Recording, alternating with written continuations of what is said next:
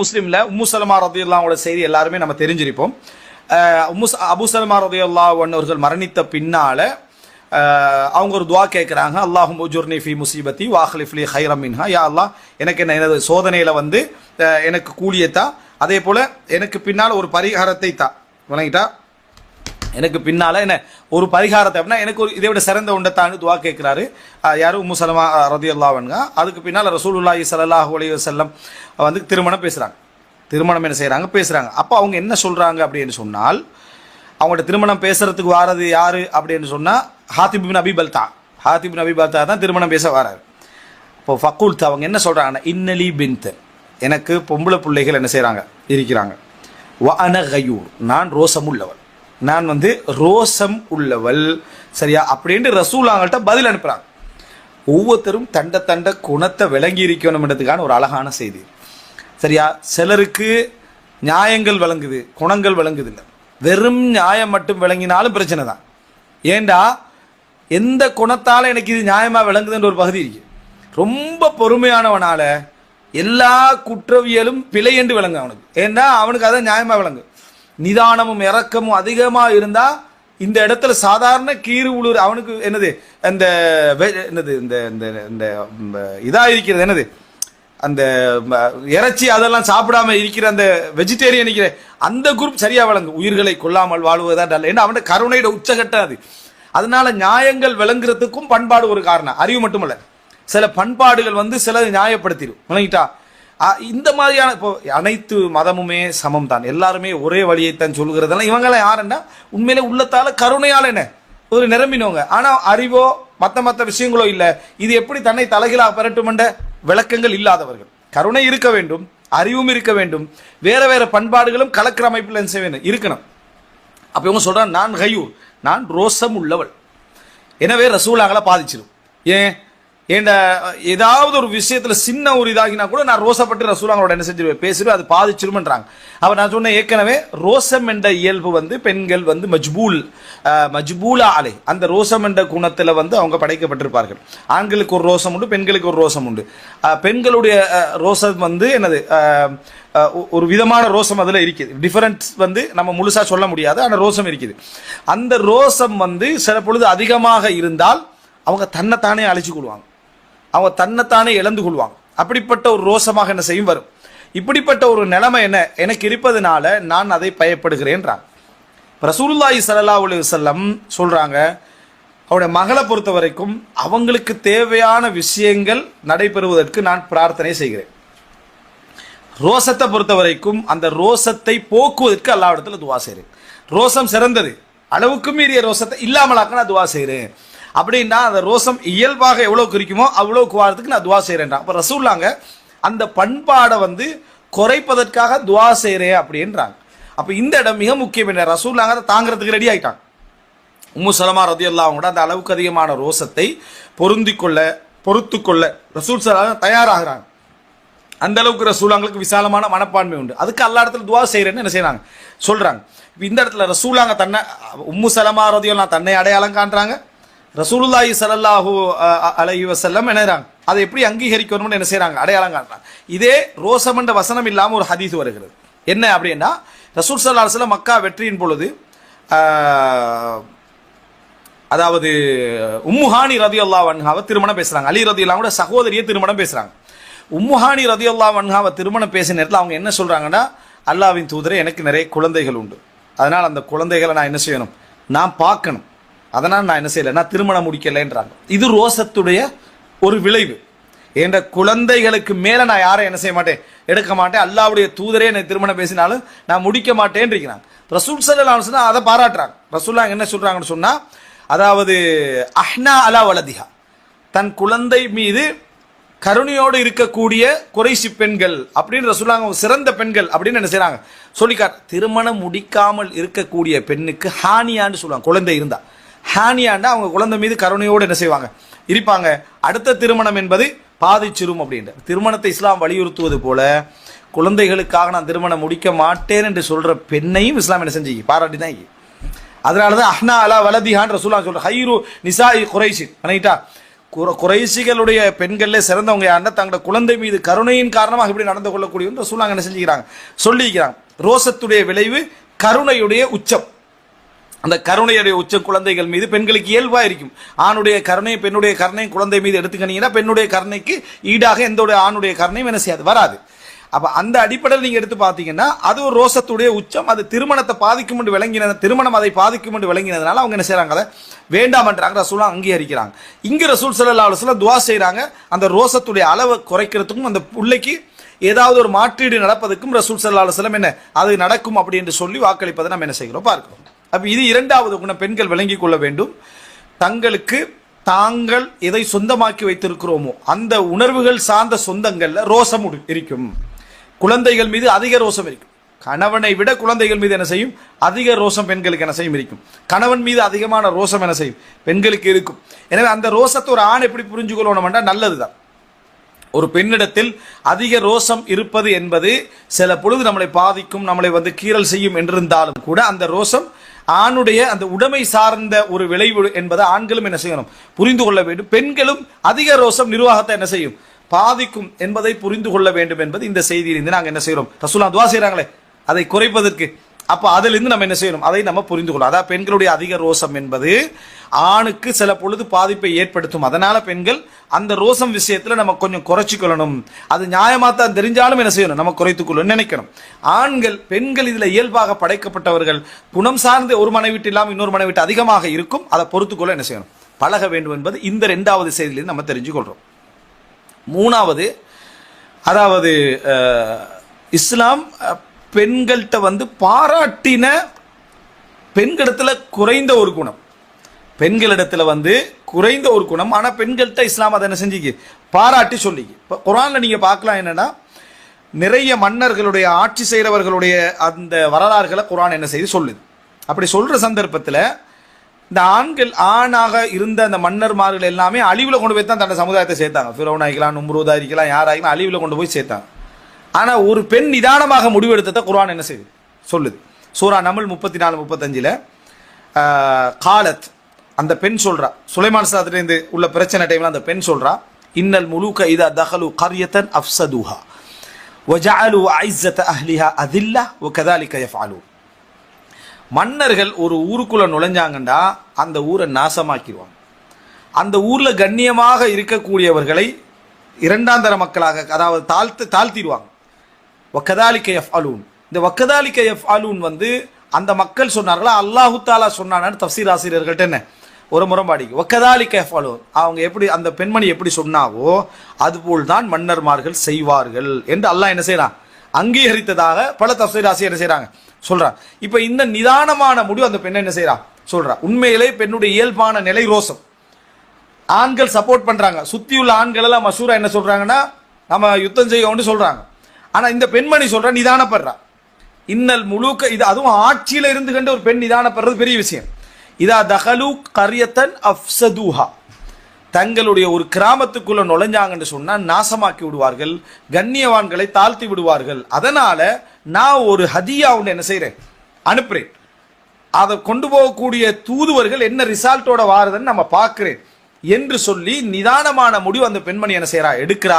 அந்த பெண்மணி இஸ்லாத்துக்கு ஒருவருக்கும் காரணமாக என்ன செய்யுது, இது அமையுது.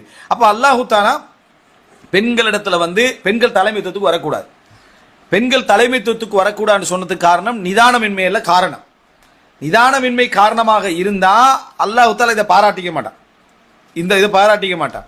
அதுவல்ல காரணம். அவர்களுக்கு இது சாராத சில விஷயங்கள் இருக்கு, அவங்கள அழிச்சிடும். அஃப்வன் நிதானமின்மை அல்ல, அறிவின்மை அல்ல காரணம். விளங்கிட்டா, அறிவு தெளிவு விளக்கம் எல்லாம் லுப் அவங்கள்ட்ட இருக்கு. ஆண்களை போல பெண்களும் கல்வி கற்கலாம், ஆண்களை போல பெண்களுக்கும் விளக்கம் வரலாம், ஆண்களை போல பெண்களுக்கும். இதுல எந்த டிஃபரன்டேஸ்லாம் சொல்லல. ஆம்பளைக்கு தான் படிப்பு வரும், பெண்களுக்கு படிப்பு வராது, அல்லது ஆண்களுக்கு தான் கூர்மையான தன்மை வரும், பெண்களுக்கு கூர்மையான தன்மை வராது, இதெல்லாம் சொல்லவே இல்லை. பெண்களுக்கு எதுல பிரச்சனை வரும்னா இந்த ரோசம் சார்ந்த விஷயத்துல. நிதானம் வார்த்தை போயிலாங்க, அறிவு சார்ந்த விஷயத்துல ஒரு ஆணை விடவும் கூட சில பொழுது என்ன செய்யலாம், ஒரு பெண் போகலாம். ஆனால் ரோசம் என்ற பகுதி பெண்களை மிகச்சிரிக்கும். இதுல அவங்க நிதானத்துக்கு வாரது குறைவு. அவங்கள பத்தி ஒரு விமர்சனமோ போட்டி உணர்வையோ கொடுத்துட்டா அது ஒரு பெரிய இடத்துக்காக என்ன செஞ்சிடும் வந்துடும். சாதாரணமாக ஒரு பெண் நாங்கள் வந்து இந்த டவுனில் போய் இந்த கடையில் இந்த உடுப்பை எடுத்துட்டு வந்தோம் என்று ஒரு பெருநாளைக்கு சொல்லிட்டாங்கன்னு வைங்களேன். உண்மையில அந்த ட்ரெஸ் வந்து அழகான ஒரு ட்ரெஸ்ஸாக இருந்தான்னு வைங்களேன், இவங்க நல்லதா உடுப்பு எடுத்திருந்தாலும் கூட அது ஒரு கவர்ச்சியாக பட்டுட்டாலும் ஒரு சின்ன ஒரு மன உணர்வு பெண்களுக்குள்ள செஞ்சிடும் வந்துடும். இதே ஆண்களை பொறுத்த வரைக்கும் அப்படி வராது. அதோட சும்மா நம்ம பணத்தை செலவழிச்சிட்டு இந்த உடுப்பு எடுத்துட்டு நான் தட்டிட்டு போய்த்துருவான். பெண்களை பொறுத்த வரைக்கும் அவசரமா அந்த போட்டி உணர்வு என்ன செய்ய உள்ளத்துக்குள்ள வரும். அதுக்கு பிறகு நல்ல பெண்கள் பொறுமை வளர்ச்சி கொள்வாங்க, கட்டுப்படுத்தி கொள்வாங்க. நம்ம நல்லா வாங்கிக்கிறோம் அல்ஹம்துலில்லாஹ். அது ஆனா ஆரம்ப பிறப்பு வரும், அது ஒரு துளிர் விடும். இது ரெண்டுல நடக்கும். ஒன்றில் அதை விட ஒரு சிறந்த கடைக்கு போகணும் என்ற ஒரு மைண்ட் செட் வரும், அல்லது இருக்கிற அந்த ட்ரெஸ்ஸை வந்து தட்டிடணும். என்னது அது என்னதான் வாங்கினாலும் அவ்வளோ காலத்துக்கு பாவிக்காது, கலர் போயிடும், அது போயிடும், கம்பெனி சரில என்று எதையாவது ஒன்று சொல்லணும் ஒரு மைண்ட் செட்டு வரும். நல்ல பெண்கள் அதை அப்படியே கண்ட்ரோல் படுத்தி அடக்கி கொள்வாங்க. இதுக்கு பேர் ரோஷம். ரசூலுல்லாஹ்கிட்ட வந்து கேட்குறாங்க, என் கணவனுக்கு 2 மனைவிகள், அவருக்கு கொடுக்காதெல்லாம் எனக்கு தந்த மாதிரி சொன்னா பிள்ளையான்னு கேட்குறாங்க. அந்த முதலாம் மனைவிக்கு கொடுக்காதெல்லாம் 2 மனைவி, அவருக்கு கொடுக்காதெல்லாம் என்ன எனக்கு தந்த மாதிரி எனக்கு கணவன்கிட்ட சொல்றேன், தரல இந்த வெளியே சொல்றேன் அந்த மனைவிட்ட, அவர் எனக்கு இது வாங்கி தந்தார் அது வாங்கி தந்தார், ஆனால் உண்மையில வாங்கி தரல, இப்படி சொன்னா பிள்ளையான்னு கேட்கலாம். இந்த யோசனையே ஏன் வருது? அந்த ரோச உணர்வுல வருது. ரசூலுல்லாஹ் சொல்றாங்க, என்னது பொய்யான 2 உடுப்பு போடுறதுக்கு சமம். 2 போட்டால் நிர்வாணம் தானே, பொய்யான உடுப்பாய்ந்தா அதுக்கு இது சமம் பண்ணாங்க ரசூலுல்லாஹ். ஒரு உடுப்பா இருந்தாலும் உண்மையான உடுப்பு போடணும். பொய்யான 2 உடுப்பு போட்டா நிர்வாணமா தான் என்ன செய்யும் இருக்கும், அதுக்கு சமம் இப்படி பேச வேண்டாம் ரசூலுல்லாஹ் சொன்னாங்கன்னு வருது. இதுக்கு பேர் இயல்பான உணர்வு. இந்த ரோச உணர்வை அவங்க கட்டுப்படுத்தினதை தான் அல்லாஹ் தஆலா இதுல என்ன செய்யறான், எங்களுக்கு சொல்லி காட்டுறான். அறிவு பிரச்சனை அல்ல, ரோச பிரச்சனை.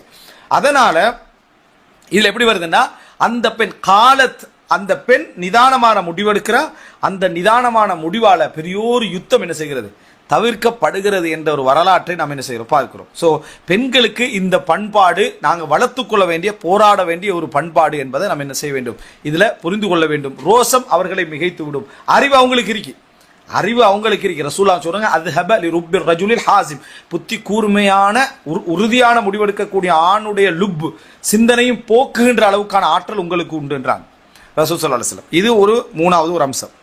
அடுத்தது பாருங்க, அதாவது இது ஒரு ஒரு ஒரு சிறப்பான ஒரு அம்சம் என்னன்னா, அந்த மாதிரி இப்ப நான் சொன்னேனே, அறிவுத்தன்மையில பெண்களுக்கு எந்த விதமான குறைவும் இல்லை. அதுல வந்து ஒரு ஆணுக்கு கூட அவங்க சமனா வரலாம், எந்த ஒரு டிஃபரெண்ட் இஸ்லாம் என்ன செய்யல சொல்லல. எது அவங்கள வந்து மிகைக்குதுன்னா, அவங்கள வேற வேற விஷயங்கள் அந்த அறிவு பகுதியை மிகச்சி செல்வாக்கு செலுத்திடுது. அதுக்கு ஒரு உதாரணம் வந்து, அவங்கள்ட்ட அந்த அறிவு சார்ந்த விஷயத்துக்கு நம்ம ஒரு செய்தி படிப்போமே, ரசூல் ஸல்லல்லாஹு அலைஹி வஸல்லம் நீங்க நிறைய தர்மம் செய்யுங்க, நிறைய இஸ்திக்ஃபார் பண்ணுங்க, நான் உங்களை நரகத்தில் அதிகமாக கண்டேன் என்று சொல்ற செய்தி படிப்போமே. அதுல ஒரு பெண்மணி எழும்பி ஒரு கேள்வி கேட்பா, நாங்கள் அதிகமாக நரகத்திற்கு என்ன காரணம் என்று ஒரு பெண் கேட்பா. அந்த பெண்ணை வர்ணிச்சு எப்படி வரும்னா, ஃபகாலத் இம்ரஅத்து மின்ஹுன்ன ஜஸ்லா, நல்ல புத்தி கூர்மையுள்ள தெளிவாக பேசக்கூடிய ஒரு பெண் எழுந்து கேட்டாள்னு வரும். அவர்களிலே நல்ல புத்தி கூர்மையுள்ள தெளிவாக பேசக்கூடிய ஒரு பெண் எழுந்து கேட்டாள். அப்ப வர்ணனை எப்படி வருது, அவர்கள்ட்ட நல்ல புத்தி கூர்மையும் இருந்துச்சு, நல்ல தெளிவாக பேசக்கூடிய ஆற்றலும் இருந்துச்சு அப்படின்னு வருது. அப்ப இந்த மாதிரியான ஒரு அம்சம் அவங்களுக்கு கேள்வி கேட்க என்ன செஞ்சது, வைத்தது அப்படி என்று சொல்லி ரசூலுல்லாஹி ஸல்லல்லாஹு அலைஹி வஸல்லம் ஹதீஸ்ல என்ன செய்து வருது. அப்ப அந்த அறிவுத்தன்மையில என்ன செய்யல, எந்த குறைபாடும் இல்லை. ரோசம் அவர்களை மிகைக்கும், அதான் அவங்களோட போராட்டமே. அதில் நிதானத்துக்கு வருவது ஒரு போராட்டம் என்ற இந்த செய்திகளை நம்ம புரிஞ்சுக்கொள்றோம். இன்னொரு செய்தியை பாருங்க, ரசூல் ஸல்லல்லாஹு அலைஹி வஸல்லம், இது வந்து நம்ம அதாவது ரசூல் ஸல்லல்லாஹு அலைஹி வஸல்லம் மனைவிமார்களுக்கு மத்தியில் நடந்த ஒரு சப்ஜெக்ட். இது இறுதி செய்தியாக நம்ம என்ன செய்வோம், வைத்துக் கொள்வோம். நிறைய செய்திகள் உண்டு, அடுத்த செய்தி நம்ம டச் பண்ணாமல் இன்னொரு வரமத்தியால என்ன செஞ்சிடும் போயிடும். இது ஒரு நீண்ட செய்தி தான். ரசூல் ஸல்லல்லாஹு அலைஹி வஸல்லம் அவர்களுடைய மனைவிமார்களுக்கு மத்தியில் பல மனைவிமார்கள் என்று இருந்தால், இயற்கையாக இந்த ரோசம் என்பது பெண்கள் அதில் படைக்கப்பட்டிருக்கிறதால நிச்சயமாக என்ன செய்யும், அது அவங்களை காயப்படுத்தக்கூடிய, அவங்களுக்கு வேதனைகளை ஏற்படுத்தக்கூடிய ஒரு அம்சம் பலதார திருமணம் என்றது. அப்ப அதுக்கிடையில வந்து ரசூலுல்லாஹ்களை போன்ற அதி உயர் குணமுடைய ஒரு அஹ்லாக்குடைய மனிதருக்கு கீழே இருந்ததனால அவர்களுடைய அதி உயர் ரோசங்கள் வெளிப்படுத்துவதற்கு அவங்க வந்து தாராளமாக பேசுறதுக்கு ரசூலுல்லாஹ் விட்டுருந்தாங்க, விசாலமா இருந்தாங்க. அப்படி ஒரு விசாலமாக இருந்ததுனால, அங்க பெண்களை புரிந்த ஒரு மனிதர் இருந்ததுனால நீதி வந்து நிறைய நிலைநாட்டப்பட்டுச்சு. அப்படி இருந்துமே ஒரு தடவை ஆயிஷா ரலியல்லாஹு அன்ஹா விஷயத்துல ரசூலுல்லாஹி ஸல்லல்லாஹு அலைஹி வஸல்லம் அவர்கள் கொஞ்சம் அதிக கரிசனை என்ன செய்றாங்க, செலுத்துறாங்க. அப்படி என்று சொல்லக்கூடிய விமர்சனம் வருது. சரியா, ரசூல் ஸல்லல்லாஹு அலைஹி வஸல்லம் அவர்கள் அதிக கரிசனை செலுத்துறாங்களா அப்படி என்று கேட்டா நிச்சயமா அதிக கரிசனை செலுத்துறாங்க. ஹதீஸ்ல நம்ம பார்த்தாலே என்ன செஞ்சிடும், விளங்கிடும். ஆனா அதுக்கு ஆயிஷா ரலியல்லாஹு அன்ஹா வந்து மற்றவர்களை விட தகுதியா இருந்தாங்களானா இருந்தாங்க. என்ன காரணம்? மற்ற மனைவிகார எல்லாரும் விதவிகளாக இருந்து ரசூலுல்லாஹி ஸல்லல்லாஹு அலைஹி வஸல்லம் திருமணம் முடிச்சாங்க. இவர்கள் 6 வயதுல அக்தினிக்கா நடக்குது, 9 வயதுல குடும்ப வாழ்க்கையில இணைகிறாங்க. ரசூலுல்லாஹ்களுக்கு 58 வயசு. யாருமே அதை நியாயப்படுத்தக்கூடிய ஒரு இடம். அந்த பெண்கள் விதவைகளா இருக்கோ திருமணம் முடிச்சது ரசூல் ஸல்லல்லாஹு அலைஹி வஸல்லம் அங்க அவர்களுக்கு அருளா அமைகிறாங்க. இங்க ரசூலுல்லாஹ் அருளாக அமைவதை போல ஆயிஷா ரலியல்லாஹு ஒரு அருளா அமைகிறாங்க. அவரோட வாழ்க்கை என்பது ரசூலுல்லாஹ் மௌத்தாகிற டைம்ல 18 வயசு. அதுக்கு பிறகு பிள்ளைகளும் இல்லை. 58 வயசு வரைக்கும் ரசூல் ஸல்லல்லாஹு அலைஹி வஸல்லம் ஆயிஷா வாழ்றாங்க. சோ ரசூல் ஸல்லல்லாஹு அலைஹி வஸல்லம் நீதியில குறை வைக்கல, கரிசனையில ரசூலுல்லாஹ் என்ன சொல்றாங்க? அல்லாஹும்ம ஹாதா கஸபி ஃபீமா அம்லிக் ஃபலா துஆഖித்னி ஃபீமா லா அம்லிக். யா அல்லாஹ், என்னால முடிஞ்சதுல நான் நீதியா நடக்கிறேன், உள்ளத்தை என்னை குற்றம் பிடிச்சிடாது, உள்ளம் வளைவை குற்றம் பிடித்து விடாது. அதனால அல்லாஹ் தஆலா சொல்றான், வலன் தஅதிலு பைனன் நிசாஇ வலவ் ஹரஸ்தும். நீங்கள் எவ்வளவு ஆர்வமாக இருந்தாலும் பெண்களுக்கு மத்தியில் உங்களால் நீதியாக நடக்க முடியாது, முழுமையான நீதியா நடக்க முடியாது. உலக ரீதியா நீதியா நடந்துடலாம், உல ரீதியாக நீங்க நீதியை வாதிட்ட வேணாம் அப்படின்னு அல்லாஹ் தஆலா சொல்றான். இதுல அதெல்லாம் சப்ஜெக்டிங்க. அதுல என்ன பார்க்கிறோம்னு சொன்னா முறைப்பாடு வருது. ஃபாத்திமா ரலியல்லாஹு பேத்து பேசுறாங்க, ரசூலுல்லாஹ் மனைவிமார்கள் சார்பாக ஃபாத்திமா ரலியல்லாஹு பேசுறாங்க. இப்ப யாருக்கு எதிரான பேச்சுன்னா ஆயிஷா ரலியல்லாஹுக்கு எதிரான பேச்சு போய் பேசுறாங்க. ஆயிஷா ரலியல்லாஹுவோட நாள்ல தான் ரசூலுல்லாஹ் அங்க இருக்கிறாங்க. அந்த டைம்ல ஃபாத்திமா ரலியல்லாஹு அன்ஹா பேசுறாங்க, ரசூலுல்லாஹ் விளங்கப்படுத்தி அனுப்பிறாங்க. வந்த உடனே ரசூலுல்லாஹ் மத்த மனைவிமார்கள் சொல்றாங்க, நீங்க ஒண்ணுமே செய்யல, போனதுக்கு எங்களுக்காக நீ ஒண்ணுமே அப்படின்னா சரியான ஒரு முறைப்பாட வைக்கல. ஜைனப் ரலியல்லாஹு அன்ஹா செலக்ட் பண்றாங்க. ஜைனப் பின்த் ஜஹ்ஷ செலக்ட் பண்ணி அனுப்புறாங்க, ரசூலுல்லாஹ் கிட்ட பேசுங்க, நீங்க யுனாஷிதினக்கல் ஆதில் ஃபிப்னத்து அபி குஹாஃபா அபூபக்கர் மகளுடைய விஷயத்துல பேசுங்க. இங்க நீங்க மிக முக்கியமா தெரிஞ்சு கொள்ள வேண்டிய விஷயம் என்னன்னா, அவங்க ஆயிஷா ரலியல்லாஹு அன்ஹாவுக்கு எதிராக பேச ரசூலுல்லாஹ் கிட்ட வராங்க. ஆயிஷா ரலியல்லாஹு அன்ஹா விமர்சிக்கப்படுகிறாங்க. ஆனா இந்த 2 பெண்களுடைய விமர்சனத்திலும் பெண்களுக்கு கிடைக்கக்கூடிய படிப்பினே பாருங்க. ஆயிஷா ரலியல்லாஹு அன்ஹா இந்த செய்தியை சொல்றாங்க பிற்காலத்துல சொல்ற டைம்ல ஜைனப் ரலியல்லாஹு அன்ஹா தான் இப்ப வந்திக்கிறாங்க ஆயிஷா ரலியல்லாஹுக்கு எதிராக பேச. ஆனா ஜைனப் ரலியல்லாஹு அன்ஹா பத்தி ஆயிஷா ரலியல்லாஹு குண ரீதியாக கொடுக்கக்கூடிய மதிப்பீட பாருங்க. எங்கள்கிட்ட இந்த அறிவு நிதானம் இருக்கான்னு பாருங்க. பெண்களை, ஒரு பெண்ணை பத்தி இன்னொரு பெண் சொல்லக்கூடிய அந்த மதிப்பீடு எப்படின்னா, வஹியல்லதி கானத் துசாமினி மின்ஹுன்ன ஃபில் மன்சிலா, நபிகளாருடைய நெருக்கம் என்ற அந்தஸ்தில என்னோடு போட்டி போடக்கூடிய இடத்துல இருந்தவங்க ஜைனப். அந்த நெருக்கத்துல குடும்ப ரீதியாகவும் அழகு ரீதியாக அந்தஸ்து ரீதியாக கௌரவத்துல எல்லாத்துலயும் போட்டியில ஈக்குவலா இருந்தவங்க யாருண்டா, அதாவது ஜைனப் ரலியல்லாஹு அன்ஹா. முதலாவது சொல்றாங்க, வலம் அர இம்ரஅத்தன் கத்து கைரம் ஃபித்தீன் மின் ஜைனப். அதாவது ஜைனப் ரலியல்லாஹு அன்ஹாவை விமர்சிக்கத்தான் போறாங்க ஆயிஷா ரலியல்லாஹு பதில்ல, ஜைனப் ரலியல்லாஹு விமர்சிக்கத்தான் வந்தாங்க. ஆனா நீதியை பாருங்க என்ன சொல்றாங்கன்னா, வலம் அர கத்து கைரன் ஃபித்தீன் மின் ஜைனப். ஜைனபை விட தீனில ஒரு சிறந்த ஒரு பெண்மணியை நான் கண்டது இல்லை. ஏழுமா நீங்க நினைச்சு பாருங்க பெண்களே, நம்ம ஒரு பெண்ணுடைய இயற்கையான அந்த அமைந்து விட்ட மனித இயல்புகளையும் இயற்கையாக அமைந்து விட்ட மனித குணங்களை, அதாவது பண்பாட்டு குணங்களையும் ஒரு புறம் வச்சுட்டு அவங்களோட தீனை பார்க்கறதுக்கு எங்களுக்கு தெரியுமா? நம்மளை பிடிக்கலன்னு ஒருத்தன் சொல்லிட்டானா அவனுக்கு தீனை இல்லைன்னு அடிச்சு விட்டுரும். ஆண்களும் பெண்களும் தான், ஆனால் பெண்களிடத்தில் அதிகமும் இருக்குது. ஆண்கள் தன்னோட போட்டி போறவங்க நெருக்கமானவங்ககிட்ட மட்டும் இருக்கு. ஆனா பெண்கள் ஜென்ரலா என்ன செஞ்சிருவாங்க, அந்த தன்னை விட என்றதுல ஒரு போட்டி ஒன்று இருக்கு. இதுல பாருங்க, தனக்கு இதா இருந்தும் கூட அவங்களோட சில குண இயல்புகளை சொல்லுவாங்க. ஆனா அந்த குண இயல்புகளை விட்டுட்டு தீனை பார்க்கறாங்க. இப்போ ஒருவர் நம்மளோட கோவப்பட்டு நம்மளுக்கு ஏசிட்டாருன்னு வைங்களேன், நம்ம என்ன செய்யும், இவன்லாம் சொர்க்கம் போறது சான்ஸ் இருக்கான்னு கேட்போம். அதான் நம்மளே வெறுத்த எவனும் சொர்க்கம் போக மாட்டான், நம்மளே விரும்பின எல்லாரும் சொர்க்கம் போவான். இவர் தான் அடையாளம் சொர்க்கத்துக்கு. இந்த நிலைமையில வந்துரு கணவனுக்கு மனைவிக்கு சண்டை வந்துட்டு வைங்களேன், இந்த மனைவி சொர்க்கம் போவாரன்னு கணவன் நினைக்கிறது இவரோட சண்டை பிடிச்சதுக்காக. அந்த கணவனை மனைவி என்ன நினைக்கிற, இவரெல்லாம் எங்க சொர்க்கம் போறாரு அப்படின்னு நினைக்கிறேன். என்னன்னா இவங்க 2 பேர் சண்டையை வச்சு சொர்க்க நரகத்தை என்ன செஞ்சிடற தீர்மானிச்சிடுற. அப்படி இருக்கக்கூடாது. ஒருவருடைய தீன் என்றது வேறு, அவருக்கு இயல்பாக அமைந்த அஹ்லாக்கும் அவருக்கு பண்பாடுகள் என்று அமைஞ்சதுல அவர் கூட குறைய போராட்டத்தில் இருக்கிறதை நம்ம மிக்ஸ் ஆக்கி பார்க்க கூடாது. அஹ்லாக்கும் தீன் தான், ஆனால் அவரை போராட்டம் பண்றாருன்னா அந்த தீனுக்குள்ள அவருடைய இயல்பை நம்ம மதிக்கிறோம், அதுக்கான ஒரு ஒத்தடம் கொடுக்கணும், அதை அனுசரிச்சு போகணும். பாருங்க, வலம் அர கத்துன் வலம் அர இம்ரஅத்தன் கத்து ஹைரம் ஃபித் துன்யா மின் ஜைனப். இந்த உலகத்திலேயே தீன்ல ஹைரான ஒரு பெண் அவங்களோட யாரையும் காணல. வ அத்கா லில்லாஹி, அல்லாஹ்வுக்கு மிகவும் இறையச்சத்தோடு இருக்கக்கூடிய ஒரு பெண்ணை அவர்களை விட ஒரு பெண்ணை நான் காணல. வ அஸ்தக ஹதீதன், பேச்சில மிக தெளிவாக உண்மை பேசக்கூடிய ஒரு பெண் அவங்களை விட வேற யாரையும் நான் காணல. ரஹீம், இரத்த உறவுகளை மிகவும் சேர்ந்து நடக்கக்கூடிய ஒரு சிறப்பான பெண்ணை அவங்களை விட நான் காணல. சதகா, தர்மம் செய்கிற நேரத்தில் தர்மத்தில் மிகவும் உயர்ந்த தரத்தில் ஒரு பெண்மணியாக அவர்களை விட நான் என்ன செய்யல, காணல. وأشد ابتذالا لنفسها في العمل الذي تصدق به. அதாவது இவங்க ஏதாவது ஒரு விஷயத்தை செய்வதாக இருந்தால் அதுல அவர்கள் கடுமையாக என்ன செய்வார்கள், அமல்கள்ல மிக கடுமையான முறையில் என்ன செய்வார்கள், அவர்கள் இருப்பார்கள். தத்தசத்தகு பிஹி, அதாவது தான் செய்யக்கூடிய ஒரு விஷயத்துல மிகவுமே கடுமையானவர்களாக அவர்களுடைய விஷயத்தில் அவங்க என்ன செய்வார்கள், நடந்து கொள்வார்கள். வதகர்ரபு பிஹி இலல்லாஹ், அல்லாஹ்வின் பக்கம் அதை கொண்டு என்ன செய்வாங்க, நெருங்குவாங்க. அதை கொண்டு அல்லாஹ்விடத்துல மிகவும் என்ன செய்வாங்க, நெருங்குவாங்க. எவ்வளவு பண்பாடு பாருங்க. பேச்சில் உண்மை, இறையச்சத்தில் உச்சம், இரத்த உறவுகளை சேர்வதில் உச்சம், தர்மத்திலே உச்சமான இடம். அதே போல தான் ஒரு விஷயத்தை கடைபிடிப்பதில் மிகவுமே என்ன, அதாவது ஒரு கடுமையான ஒரு தன்மை. தகர்ரபு இலல்லாஹ், அதை கொண்டு அல்லாஹ்விட தகர்ரபு பிஹி இலல்லாஹ், அல்லாஹ்வை நெருங்குவதிலே அவர்களுடைய அந்த ஆர்வம், இதெல்லாம் அவங்கள்ட்ட இருந்த ஒரு ஒரு இதை விட ஒரு பெண்ணை வந்து அஹ்லாக்கில் எப்படி பாராட்டுறது, அப்படி பாராட்டுறாங்க ஆயிஷா இருந்தாங்க. பாராட்டிட்டு அவங்களோட குணத்துல உள்ள விஷயத்தை அளக்குறாங்க பாருங்க. இப்படி நமக்கு இதெல்லாம் வந்து என்னது, நம்ம இந்த உலகத்துல இதை செஞ்சாங்கன்னா பெரிய உளவியலாளர்கள் மேலிடத்துல வைப்பாங்க. ஆயிஷா சொல்றாங்க, என்ன அவங்கள்ட்ட பிரச்சனை இருந்துச்சுண்டா, மா அதா சௌரத்தன் மின் ஹித்தத்தின் விளங்கிட்டா கானத் விஹா.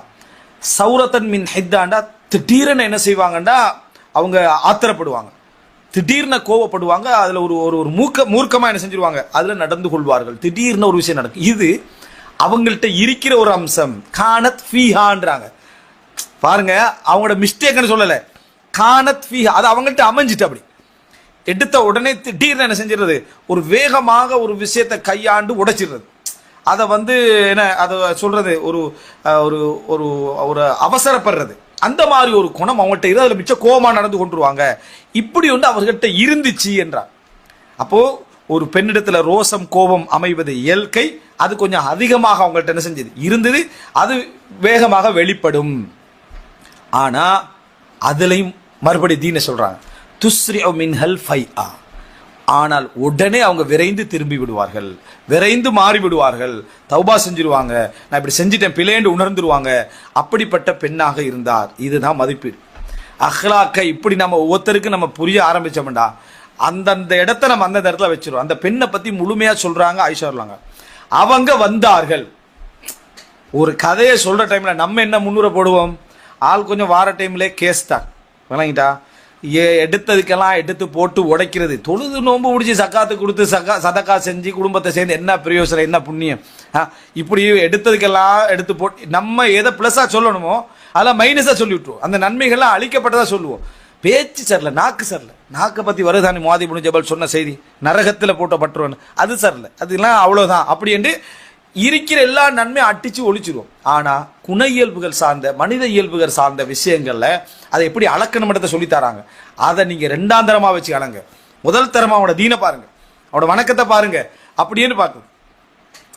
அவங்க வந்து என்ன சொன்னாங்கண்டா, இந்த அதாவது ரசூலுல்லாஹி ஸல்லல்லாஹு அலைஹி வஸல்லம் உடைய அந்த மனைவிமார்கள் உங்களுக்கு நீதியாக நடக்குமாறு வேண்டிக் கொள்கிறார்கள்.